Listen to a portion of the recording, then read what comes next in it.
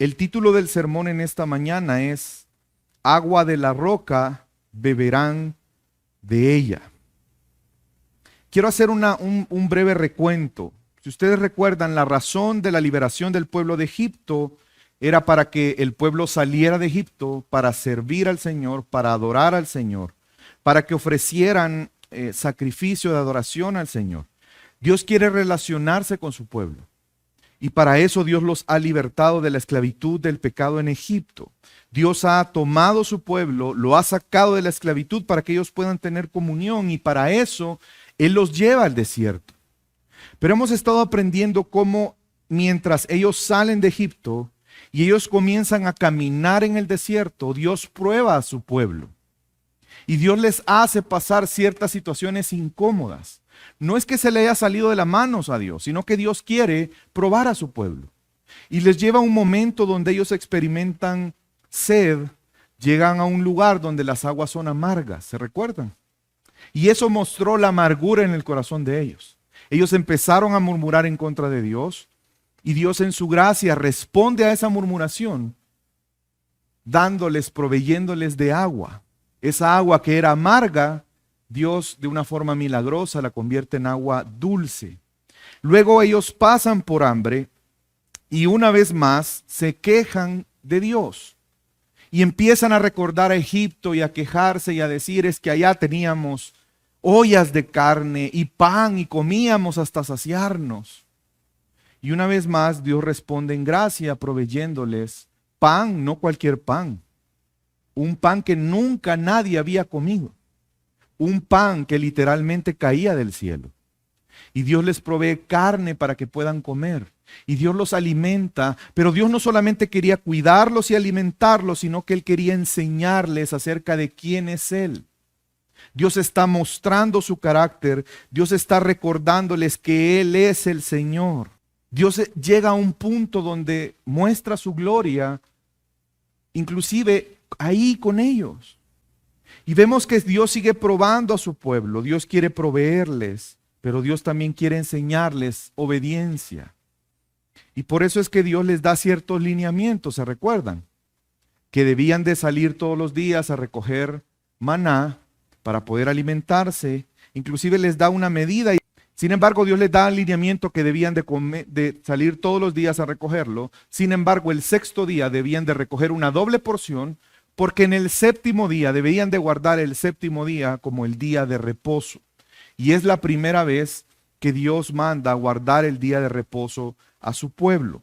El Señor, vemos cómo ellos no obedecieron, porque recogieron algunos de más, algunos guardaron desconfiando de la palabra de Dios, y otros salieron en el séptimo día a buscar maná. Entonces no obedecieron. Al final Dios los exhorta, obedecen y disfrutan del alimento, pero también del descanso que el Señor les da en el séptimo día. Y ahí nos quedamos. Y el título del sermón en esta mañana es Agua de la roca beberán de ella. Hermanos, el texto en esta mañana vuelve a mostrar un patrón del pueblo. El texto de esta mañana nos vuelve a hacer un enfoque, un zoom al corazón del pueblo. Y vemos una vez más murmuración. En los hombres la murmuración es algo más constante de lo que quisiéramos. Yo preparando este sermón y leyendo el texto, pensaba, ¿y por qué tan repetitivo? Otra vez, algo muy parecido, vuelve a decir casi lo mismo. Pero inmediatamente me recordé de qué tanto lucho con la murmuración, con la queja en mi corazón. Y eso me hace ver que la insistencia del recordatorio es por la insistencia de la manifestación de ese pecado. Muchas veces pareciera que es un pecado que no cometemos tan frecuentemente, pero pareciera que no es tan frecuente porque dejamos de ser conscientes que lo cometemos. Pero si ponemos atención y realmente somos sinceros con nosotros mismos en el día a día, nos vamos a dar cuenta cuántas veces somos tentados a murmurar y cuántas veces caemos en la tentación de murmurar. Por todo y por nada. Por cosas justificadas y cosas injustificadas. Lo que no es justificado es practicar ese pecado. Este es un mensaje repetitivo, no, porque es algo que necesitamos escuchar y reflexionar constantemente. No sé para cuántos de ustedes, con lo que el Señor nos ha enseñado hasta este momento en cuanto a la murmuración, ustedes han dicho: Señor, ya no quiero pecar así. No quiero ofenderte de esa manera. Ya no quiero esto en mi vida. Pues yo espero que con lo que el Señor nos va a enseñar hoy, eso nos ayude a menguar cada vez más en la murmuración. El Señor, espero que en esta mañana traiga una convicción a tu mente y a tu corazón que te lleve al punto de no tentar al Señor y confiar en Él. El llamado de Dios para nosotros a través de este texto, hermanos, es no tentar al Señor y confiemos en Él. Y el primer punto en esta mañana es que Dios es fiel y lo muestra al estar con su pueblo. ¿Cuántos podemos decir amén a esta verdad? Que Dios es fiel y que Dios está con su pueblo, a pesar del pueblo, a pesar de nosotros. Es que ¿saben qué? La naturaleza de Dios es así, porque Dios es un Dios trascendente. Hermanos, ¿qué significa que Dios es un Dios trascendente? Que Él está por encima de todo, que no hay nada ni nadie igual a Él. Él está por encima de todas las cosas creadas. La Biblia nos ayuda a través de un lenguaje que podamos entender, comprender profundidades de Dios, como el hecho de que el universo está en la palma de su mano. Sabemos que Dios no tiene una palma, pero nos lo transmite. Piensa en esa imagen, la palma de la mano, y aquí está el universo, hermanos. No sé si a usted le gusta la astronomía. Saben que nuestro sol es inmenso, pero hay soles 10 veces más grandes que el nuestro. Hay millones de estrellas. Y la Biblia describe a Dios como que el universo está en la palma de su mano. Dios es trascendente. Nosotros lo hacemos pequeño a Dios, pero Él es tan grande, tan inmenso, que nuestra mente no alcanza a comprender. Pero no solamente es trascendente, sino que también Él es inmanente. ¿Y qué implica que Él sea inmanente? Que Dios está presente, hermanos. Ese Dios tan grande está presente en nuestra vida. Está presente en el día a día. Está presente en las circunstancias que la humanidad enfrenta. Dios está ahí en las adversidades. Lo que pasa es que nosotros olvidamos eso. A veces las situaciones adversas las vemos tan grandes. A veces el dolor de lo que estamos enfrentando es para nosotros tan grande que nosotros hacemos esas cosas que en realidad son minúsculas comparadas con Dios. Nosotros las hacemos, las maximizamos al punto que opacan a Dios. Pero Dios es trascendente, pero también es inmanente. Dios está con nosotros. Dios ha hecho promesas, Dios ha obrado, Dios nos ha dado testimonio de que Él quiere estar con su pueblo. Dios ha mostrado su fidelidad, que aunque el pueblo murmura, aunque el pueblo se queja, aunque el pueblo no agradece, aunque el pueblo no reconoce, Dios responde en gracia y favor para su pueblo.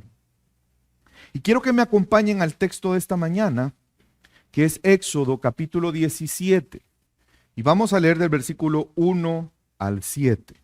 Toda la congregación de los hijos de Israel marchó por jornadas desde el desierto de Sin, conforme al mandato del Señor, y acamparon en Refidín.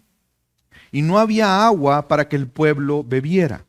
Entonces el pueblo contendió con Moisés y dijeron: danos agua para beber. Y Moisés les dijo: ¿por qué contendéis conmigo? ¿Por qué tentáis al Señor?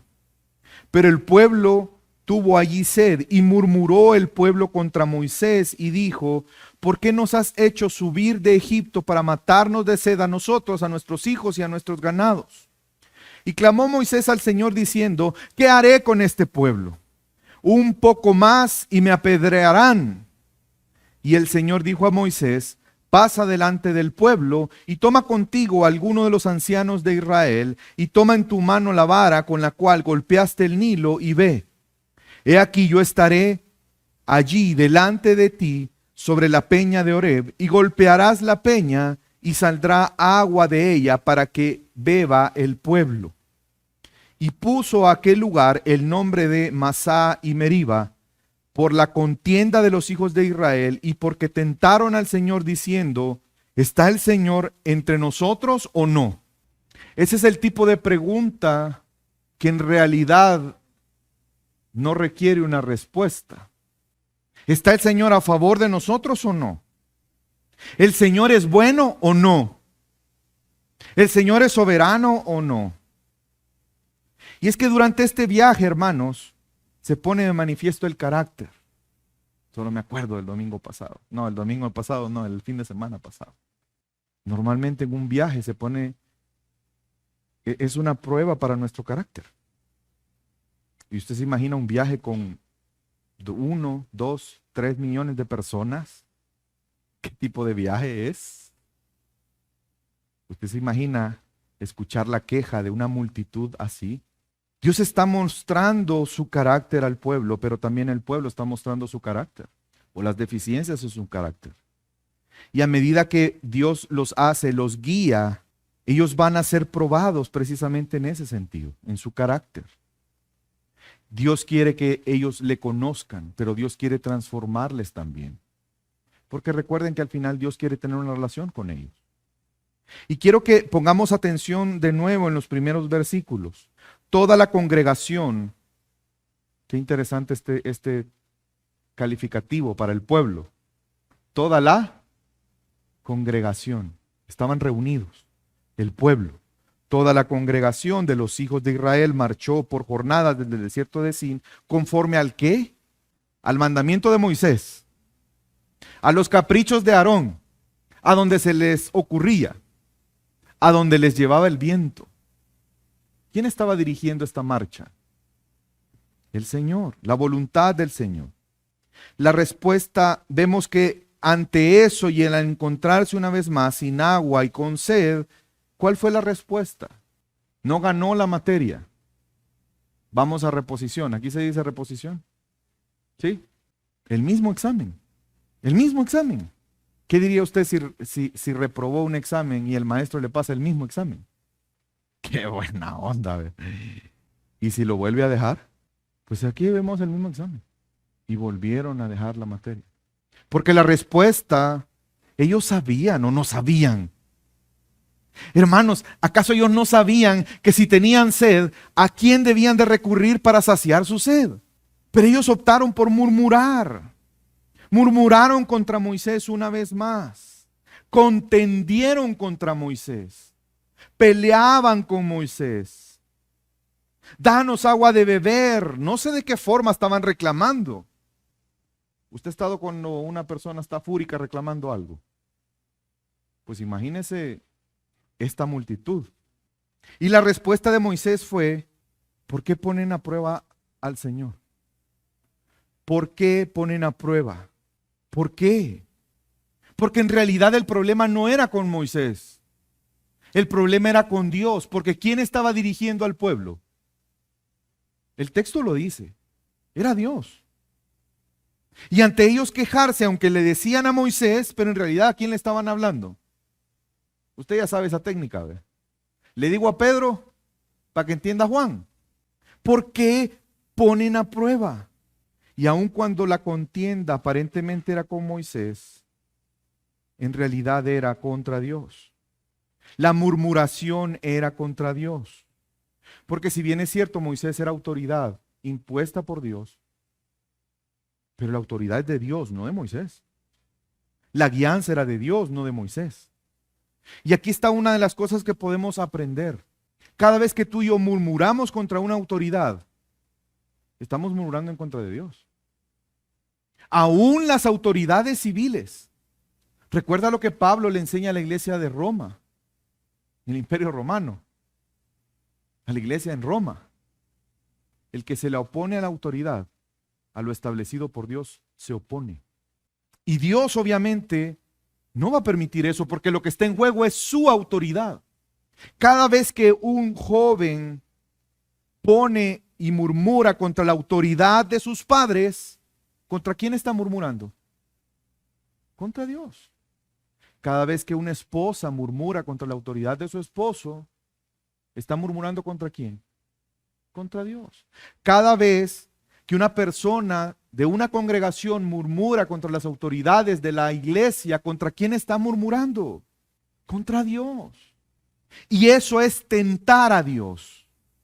Cuando murmuramos en contra de las autoridades y de lo que pasa en nuestra vida, estamos tentando a Dios.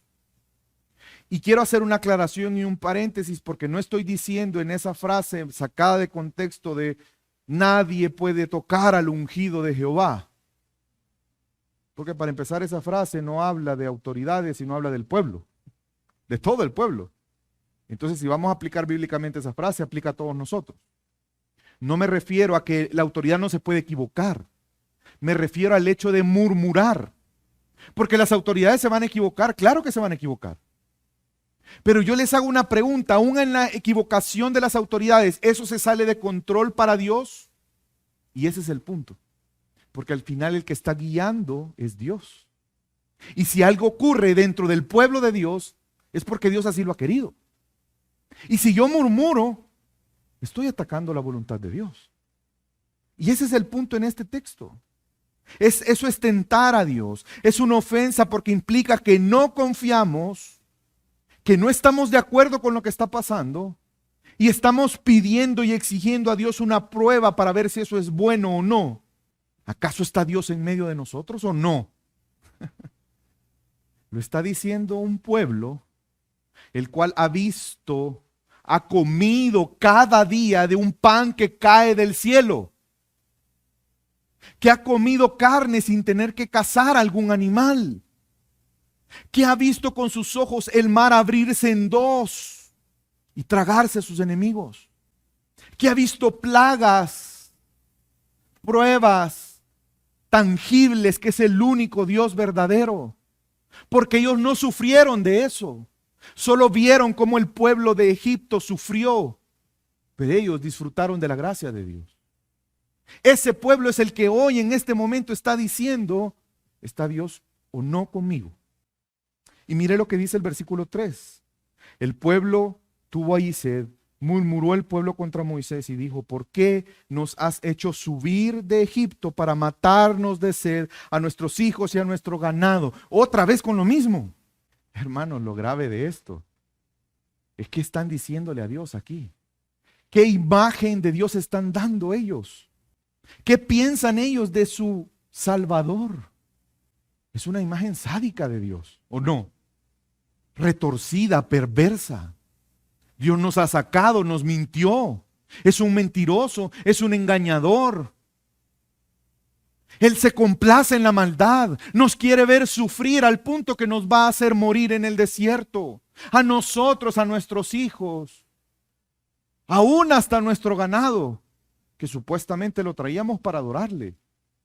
Pero en realidad lo que quería es matarnos a todos. Están dudando del carácter de Dios. Están dudando de los propósitos de Dios. Qué bárbaro este pueblo. Qué bárbaro este pueblo. Dejemos por un tiempo al pueblo. Vengamos al 2024. ¿Qué fecha es ahora, hermanos? 26 de mayo del año 2024. ¿No nos ha pasado esto? ¿Nunca has orado al Señor diciéndole, Señor, ¿por qué a mí? Señor, ¿por qué permites esto en mi vida? Señor, ¿por qué si yo te sirvo?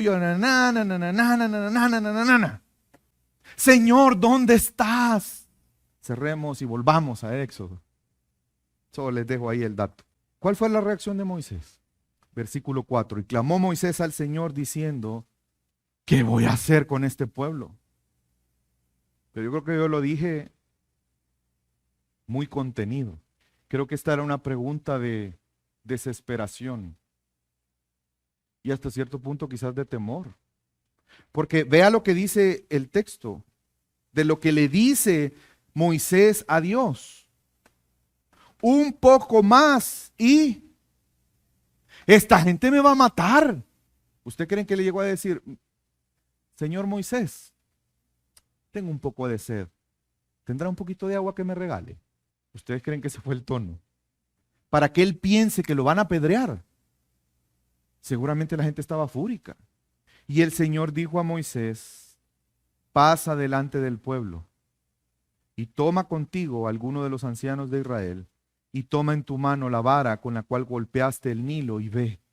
¿Qué está haciendo Dios con Moisés aquí? Está validando su llamado. Está validando la autoridad que Él le ha dado. Pero también le está dando un símbolo para que Moisés no crea que Él es la autoridad. ¿Qué le dice que debe llevar con él? La vara. La vara que ¿quién le dio? Hagamos una remembranza. ¿Qué vara era esta? Antes de ser escogida por Dios, ¿qué vara era? Una simple vara, un simple cayado de un pastor. Pero con esta vara, escogida por Dios, como instrumento de Dios, esta vara fue un instrumento para que el mar se abriera en dos. Lo especial no es la vara, es el Señor de la vara. Y vemos que Moisés está siendo validado por Dios. Pero no solamente le dice, ve, y espero que te vaya bien, ojalá tengas suerte. No sé cómo vas a hacer para calmarlos, pero tal vez con la vara se calman. Dios es inmanente, hermanos. Y vemos que le dice a Moisés, he aquí, versículo 6, ¿qué le dice? Yo, el Señor, el de la autoridad, yo voy a ir. Yo estaré ahí, detrás de ti, delante de ti, porque yo soy el Señor. El pueblo tenía que entender que Él es el Señor. Y que aunque se están quejando en contra de Moisés, en realidad se están quejando en contra del Señor. ¡Hoy sí! Este pueblo, ¿qué vas a hacer con ellos, Señor? ¿Cuál plaga les vas a mandar? Les voy a dar agua. Voy a saciar su sed. Les voy a enseñar que yo soy bueno. Les voy a enseñar que yo soy misericordioso. Que yo soy un Dios de gracia. Que mi propósito para ellos no es la muerte, es vida. Que yo los sostengo. Que yo estoy delante de ti, pero también estoy con ellos. Hermanos, esto tiene que animarnos a, ¿sabe qué? Cada vez que tú proclamas, aconsejas y enseñas a Cristo, tú tienes que entender que Dios está contigo. Porque ¿quién nos ha mandado a hacer eso? ¿No es acaso el Señor? Por lo tanto, Él va a respaldar su obra. Proclamemos, aconsejemos y enseñemos a otros. Si tú eres padre de familia, si tú eres esposo, si Dios te ha dado la oportunidad de tener un ejercicio de autoridad, confía en el Señor. No temas a que no le voy a decir nada a mi hijo porque se va a ofender. Ya no me va a querer como su amigo, que son las mentiras que el mundo está enseñando, que tenemos que ser amigos de nuestros hijos. Es que Dios nos ha puesto por autoridad y tenemos que guiarles. Y si no les gusta, pues en amor, corregirles. Como pastores tenemos que, si Dios nos ha llamado a pastorear y nos ha dado autoridad, el ejercicio de la autoridad pastoral no puede ser bajo el temor a la congregación. Porque estamos perdidos entonces. Es Dios la cabeza de la iglesia. Y Dios ha delegado autoridad, ¿para qué? Para que la iglesia cumpla la voluntad del Señor. Seamos firmes en temor a Él. Dios es el que da beber agua al que tiene sed. Y Él no da cualquier agua, hermanos. Vemos que aquí Dios está haciendo un milagro para saciar la sed de su pueblo. Dios no es indiferente a aquel que tiene sed.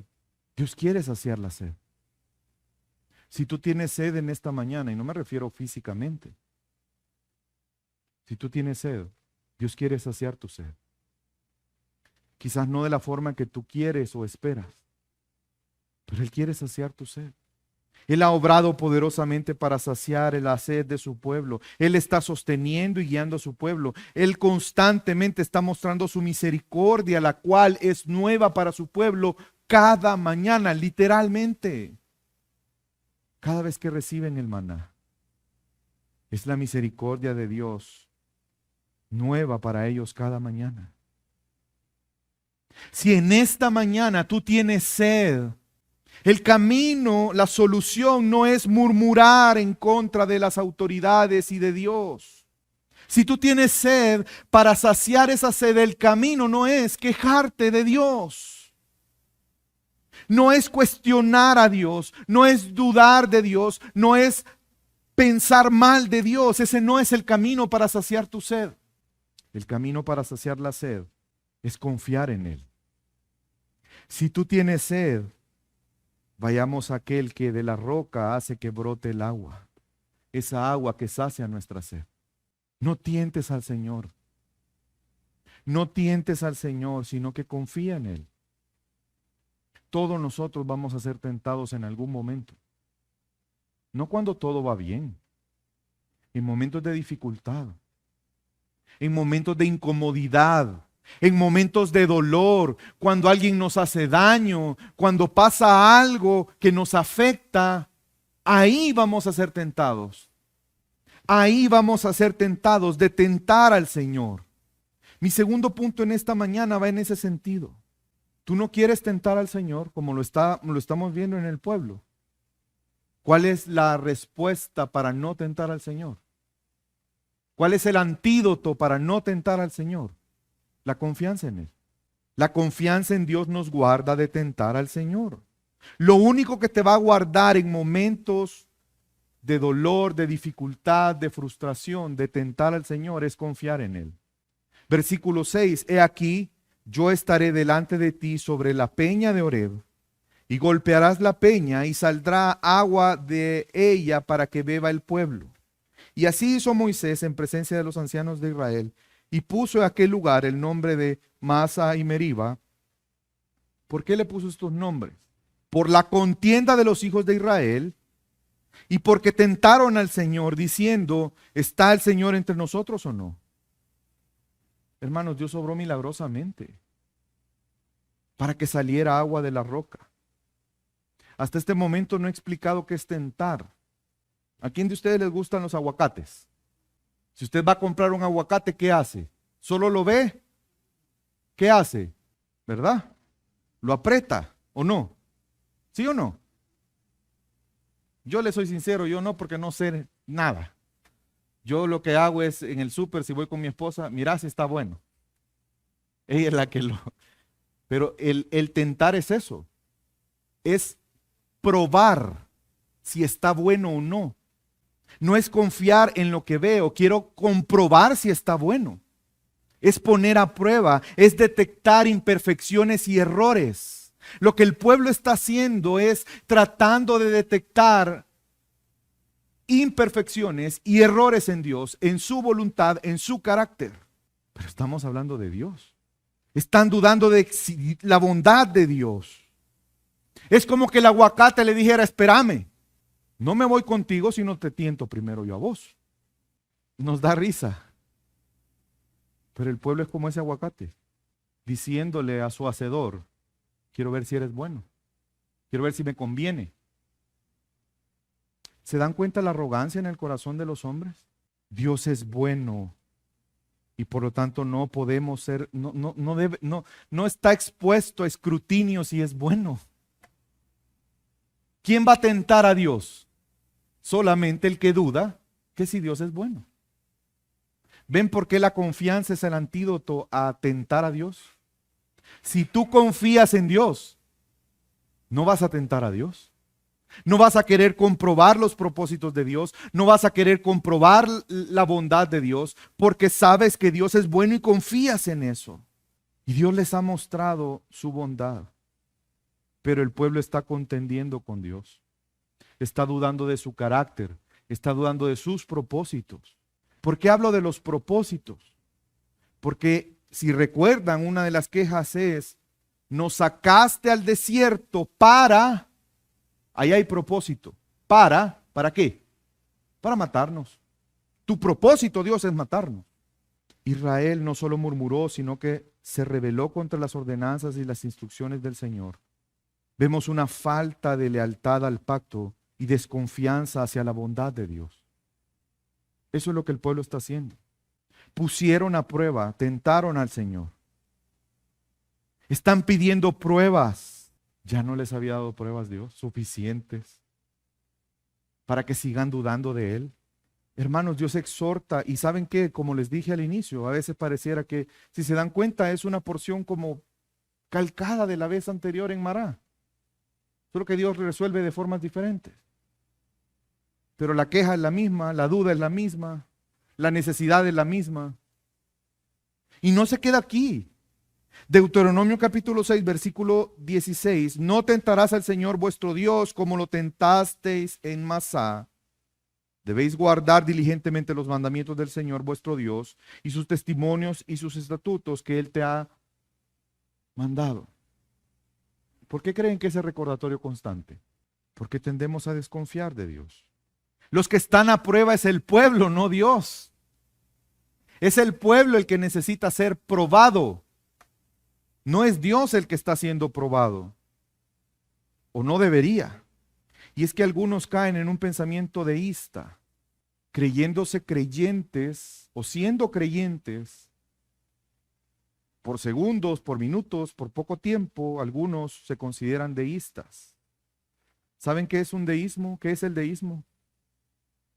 El deísmo es una corriente de pensamiento, es una idea acerca de Dios que considera que Dios es el creador de todo, que considera que Dios ha establecido todas las leyes naturales, pero considera que ese Dios creador creó a la humanidad, creó todas las cosas y las abandonó a su suerte.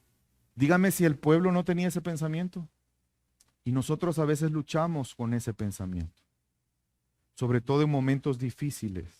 La pregunta es, ¿el pueblo tiene razón para desconfiar? ¿Tenemos nosotros razones para desconfiar de Dios?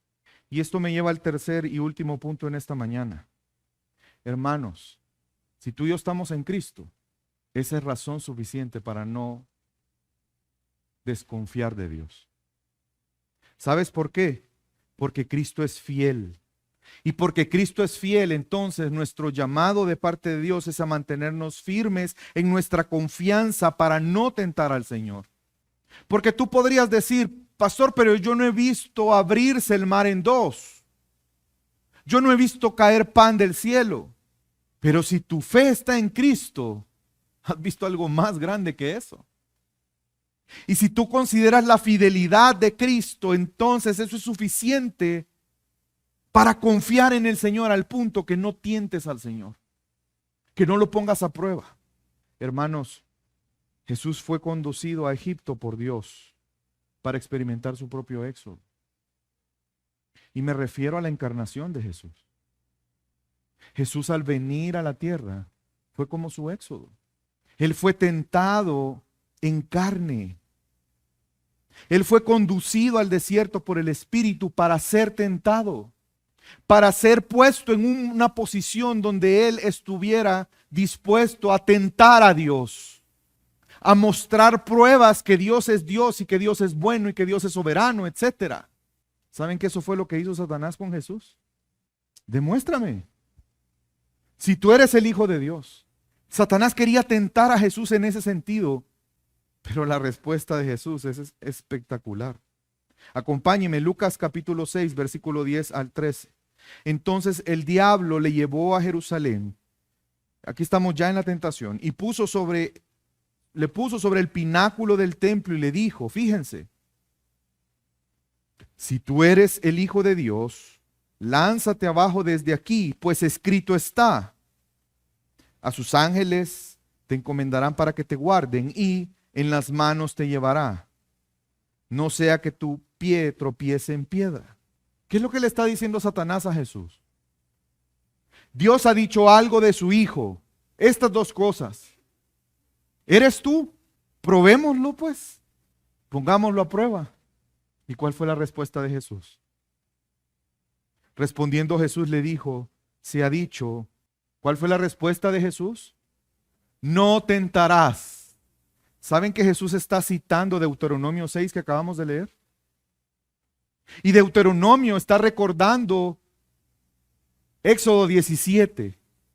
Hermanos, es que no podemos tentar al Señor. No debemos hacerlo. Y no lo haremos en la medida que confiemos en el Señor. ¿Por qué Jesús sabía que no tenía que demostrarle nada a nadie? Porque Él confiaba en el Señor. Él confiaba en sus propósitos, Él confiaba en sus tiempos, Él confiaba en el Señor. Jesús estuvo en el desierto 40 días y noches. ¿Acaso no es eso un eco de los 40 años en el desierto para el pueblo? Fue tentado en el desierto. Pero Jesús hizo lo que el pueblo de Israel no pudo hacer. ¿Qué fue lo que Jesús hizo en el momento de la tentación? Jesús hizo lo que Israel no pudo hacer, que es confiar en el Señor y obedecer a la palabra del Señor. ¿Se recuerdan cómo hemos visto que Dios está probando al pueblo para ver si obedecen a su palabra? ¿Se recuerdan? Lo dice varias veces en los capítulos anteriores de Éxodo 17. ¿Qué hizo Jesús? Confió en el Señor y obedeció su palabra. Jesús nunca tentó al Padre. Él dependía totalmente de Él. Él ponía toda su dependencia y confianza en el Padre, no importando las circunstancias, no importando la respuesta de sus discípulos, no importando lo que los judíos dijeran o pensaran de Él, no importando si Roma lo reconocía o no, porque Él confiaba en el Señor. Él adoró perfectamente al Padre, Él obedeció perfectamente a Dios. Y ahora, hermanos, nosotros en Cristo podemos dejar de tentar al Señor con nuestra murmuración y desobediencia. Porque en Cristo tú puedes confiar plenamente en Él. Porque Él es nuestra fortaleza. Porque al ver a Cristo es la prueba suficiente como para no dudar de la bondad de Dios. Cada vez que tú ves a Cristo, cada vez que tu mirada está en Él, cada vez que tu mirada está en la obra de Cristo en la cruz, no nos queda más otra cosa que tener la certeza que la voluntad de Dios es lo bueno, lo agradable y lo perfecto para nosotros, a pesar de las circunstancias que estemos viviendo. Y eso nos guardará de tentar al Señor. Ahora nosotros en Cristo, hermanos, podemos dejar de tentar al Señor. Y de hecho la Biblia nos anima a eso. Hermanos, literalmente, la Biblia nos anima a que porque estamos en Cristo, tengamos la certeza al punto que no tentemos al Señor. Acompáñenme a Hebreos capítulo 3. Vamos a leer del versículo 7. Hebreos capítulo 3. El autor de Hebreos dice lo siguiente: por lo cual, como dice el Espíritu Santo, dos puntos, todo lo que está a continuación es una citación. ¿Qué está citando el autor de Hebreos? Está citando el Salmo 95. Y mire lo que dice: si oís hoy su voz, el Salmo 95 es Dios hablándole a su pueblo. El autor de Hebreos está citando el Salmo 95 porque va a ser una aplicación de ese texto para la iglesia. Si oís hoy su voz, no endurezcáis vuestros corazones como en la provocación, como en el día de la prueba en el desierto, donde vuestros padres me tentaron al ponerme a prueba y vieron mis obras por 40 años, por lo cual me disgusté con aquella generación y dije, siempre se desvían en su corazón y no han conocido mis caminos, como juré en mi ira, no entrarán en mi reposo. Dios es un Dios de gracia, pero Él también es justo, hermanos. No debemos tentar al Señor. Y este pasaje nos da explicación de lo que realmente ocurría en el pueblo. Moisés no sabía lo que estaba ocurriendo en el corazón del pueblo, pero Dios sí. Y Dios en su misericordia nos está mostrando lo que hay alrededor de murmurar y tentar al Señor. Quiero que note que Él ha mostrado sus obras como para que pudieran confiar en Él. Y el dudar de Dios, el tentar a Dios, Dios lo califica de una manera en este texto, ¿Qué dice Dios de cómo el pueblo le tentó? ¿Cómo el pueblo dudó de él? Versículo 10. Por lo cual me disgusté con aquella generación y dije, siempre se desvían en su corazón. ¿Y por qué se desviaban en su corazón? Porque no han conocido mis caminos. El que no conoce a Dios va a dudar de Dios. El que no conoce a Dios no va a andar en sus caminos y se va a desviar de Dios. Si tú estás aquí y tú no confías en Dios, tú no confías en Cristo, para ti es natural dudar todo el tiempo, pero eso no justifica que tú dudes de Dios. Aunque sea algo natural por el pecado, no es justificado. Y quiero que comprendas que la ira de Dios está sobre ti. Quiero decirte que si tú no confías en Dios, si tu fe y tu confianza no está en Cristo Jesús hoy, tu futuro será enfrentar a ese Dios justo. Y el resultado de eso es que no disfrutarás del reposo eterno, sino que te espera una condenación eterna. Si tú no ves a Dios como esa fuente de agua viva, el cual sacia tu sed, si tú no consideras a Dios y a Cristo confiable, hoy es un buen día para que te arrepientas. Hoy es un buen día para que rindas tu vida a Dios y reconozcas que Él es digno de confianza, que Él es bueno, que Él es justo y que en Cristo Jesús tú puedes reconciliarte con Él. No tientes al Señor. No lo hagas, por favor. Pon tu confianza en Cristo. Es que Él es confiable. Porque Él, siendo Dios, tomó forma de hombre. Y estando en la condición de hombre, Él fue obediente perfectamente. Él entregó su vida. Él murió y resucitó para salvarnos.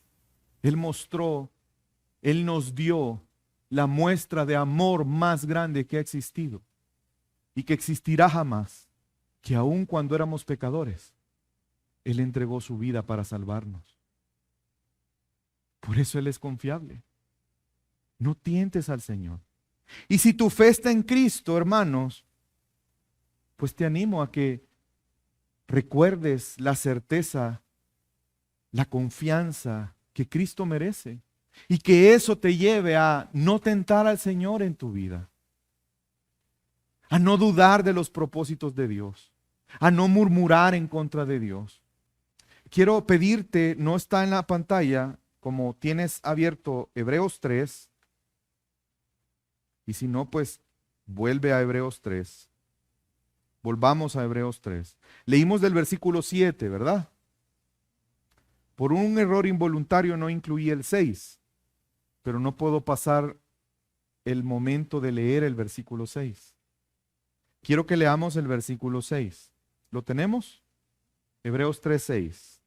Pero Cristo fue... ¿Qué característica de Cristo está resaltando el autor de Hebreos? Fiel, como hijo sobre la casa de Dios, cuya casa somos nosotros. ¿Quién es la casa de Dios? No un edificio, no un megatemplo. Somos nosotros la casa de Dios. Recordando que fiel fue Jesús como hijo sobre la casa de Dios y que nosotros ahora somos casa de Dios, ¿qué tenemos que hacer? ¿Qué tiene que generar en eso? En nosotros. ¿Cuál debe de ser el efecto en nosotros al considerar esta verdad? Si retenemos firme hasta el fin nuestra confianza y la gloria de nuestra esperanza. Si tú confías en el Señor, no vas a tentar al Señor. ¿Cómo podemos crecer en la confianza al Señor? Pon tu mirada en Jesús. Reconoce que Él es fiel. Y eso va a disipar cualquier duda que tú tengas de Dios. Va a disipar cualquier duda de las intenciones que Dios tiene para ti y para mí hoy. Hermanos, si dudamos y luchamos con la queja, con la duda, con la murmuración, crezcamos en el conocimiento de Dios. Si con mucha frecuencia tú luchas, desconfías de Dios, de sus propósitos, te quejas y te haces esa pregunta, Dios, ¿dónde estás? ¿Estás conmigo o no estás conmigo? Si te pasa frecuentemente, eso es señal de que necesitamos crecer en el conocimiento de Dios. Porque si crecemos en el conocimiento de Dios, tendremos una certeza de que Dios es fiel. Y eso, hermanos, hará que no tentemos a Dios, que no dudemos de Él. Dios nos da una advertencia hoy, y con esto quiero terminar. Versículo 12, Hebreos. Estamos en Hebreos 3, vamos ahora al versículo 12. Con esta advertencia quiero terminar. Porque hemos considerado, recuerde que está citando el Salmo 95, el cual está describiendo el texto que estamos meditando en esta mañana. Considerando eso, nos hace una advertencia la palabra de Dios para nosotros hoy. Tened cuidado, hermanos. ¿A quién le está hablando? ¿A inconversos o a creyentes? Entonces eso aplica para mi vida y aplica para tu vida. Tened cuidado, hermanos, no sea que alguno de vosotros haya un corazón malo de incredulidad. La incredulidad es maldad en nuestro corazón. Por eso tenemos que arrepentirnos si dudamos de Dios. Porque es malo dudar de aquel que entregó todo por ti, que rindió su vida, que se autolimitó de su prerrogativa como Dios para venir a este mundo a salvarte. Dudar de Él es maldad. Pero es que yo soy cristiano. Sí, pero es que vas a ser tentado, ¿o no? Por eso la advertencia. Por eso la advertencia. Y ese corazón incrédulo nos puede llevar a apartarnos del Dios vivo. No menosprecies la sabiduría de Dios. Por favor. No seamos arrogantes como el pueblo.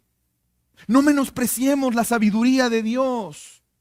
Si Dios nos dice que tengamos cuidado con esto, es porque Él sabe que podemos caer en esto. No pienses que estás firme y que no vas a caer. No pienses que eres inocente en cuanto a la maldad. Reconozcamos nuestra fragilidad, hermanos. Reconozcamos que aunque somos santos, hay maldad en nosotros todavía. Por eso la advertencia. Y saben que si nosotros somos humildes y reconocemos esto, el efecto va a ser lo contrario. Porque la arrogancia que nos hace pensar que estamos exentos y que hay incredulidad en nuestro corazón, nos va a llevar a apartarnos de Dios. Pero por el contrario, si tú reconoces, eso te va a acercar a Dios. Porque dependemos de Él, porque le necesitamos a Cristo. No menosprecies la sabiduría de Dios. Pero hermanos, tampoco menospreciemos la gracia de Dios. Porque ante la oportunidad de caer, Dios nos ayuda. Dios no quiere verte caer. Dios no quiere que vivas en incredulidad, que le ofendas constantemente a Él. Y Él ha dado un medio de gracia para guardarnos de eso. ¿Y sabes cuál es ese medio de gracia? La iglesia. ¿Se recuerdan algo que vimos y aprendimos en Hechos? Que Dios usa la iglesia para cuidar a la iglesia. Mire lo que dice a continuación en el texto que estamos leyendo. Versículo 13. Antes de, ojo, tener cuidado, un corazón malo de incredulidad puede hacerte apartar de Dios. Antes que eso pase, ¿qué hay que hacer, hermanos? Perdón, quiero escucharles. ¿A quién? El pastor, a toda la iglesia. Unos a otros. Antes de que el hermano caiga en incredulidad y se aparte de Dios, tenemos que exhortarnos mutuamente. Porque es la forma en que Dios nos muestra su amor y su cuidado. Somos instrumentos de Dios para eso. Mientras todavía se dice hoy, no sea que alguno de vosotros sea endurecido por el engaño del pecado. ¿Entendemos lo que Dios nos está diciendo, hermanos? ¿Entendemos nuestra responsabilidad?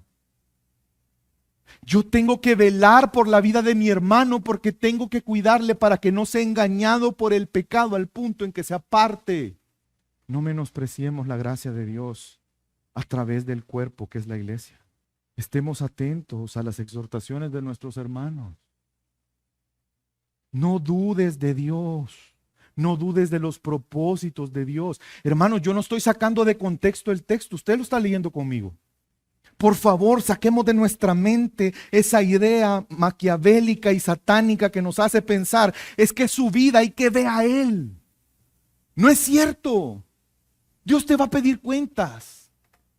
Si tú cuidaste a tu hermano, si tú viste en él una actitud pecaminosa y lo exhortaste, ¿para qué? Para que sea guardado del engaño del pecado. Porque como creyentes, el pecado ya no es nuestro Señor. Amén. Pero ¿sabes qué sí puede hacer el pecado? Engañarte y alejarte de Dios. Yo debo de cuidarte para que eso no pase. Si yo veo que hay pecado, una actitud pecaminosa, si ustedes ven una actitud pecaminosa en mí, me tienen que ayudar a guardarme, exhortándome. ¿O ustedes creen que los pastores estamos exentos de ser engañados por el pecado? Hermanos, sé que pueden darme una lista de muchas personas, o varios por lo menos, pastores que quizás fueron engañados por el pecado. Y normalmente en ese caso decimos, uy, qué bárbaro el pastor. Y yo que lo tenía en tan alta estima. Pero yo te hago una pregunta. ¿Y los que estaban alrededor qué? Ese es el punto. Cuando vieron la actitud pecaminosa en él, ¿qué hicieron? ¿Se callaron? ¿Murmuraron? ¿Ya viste lo que anda haciendo el pastor? ¿O lo exhortaron y le animaron para no ser engañado por el pecado? Porque cuando una persona cae, no cayó el día en que pasó eso. Pasó mucho tiempo atrás, cuando dejó de confiar en el Señor. Y cuando no hubo hermanos que le amaran y le cuidaran. No seamos indiferentes, hermanos. No seamos egoístas. No seamos orgullosos. Cuidémonos entre nosotros. Cuidemos a nuestros hermanos. Cuidemos a nuestros hijos. Cuidemos a nuestra familia. Porque somos hechos partícipes de Cristo si es que retenemos firmes hasta el fin el principio de nuestra seguridad. El llamado para nosotros hoy, hermanos, es no tentemos al Señor, mejor confiemos en Él. Vamos a orar.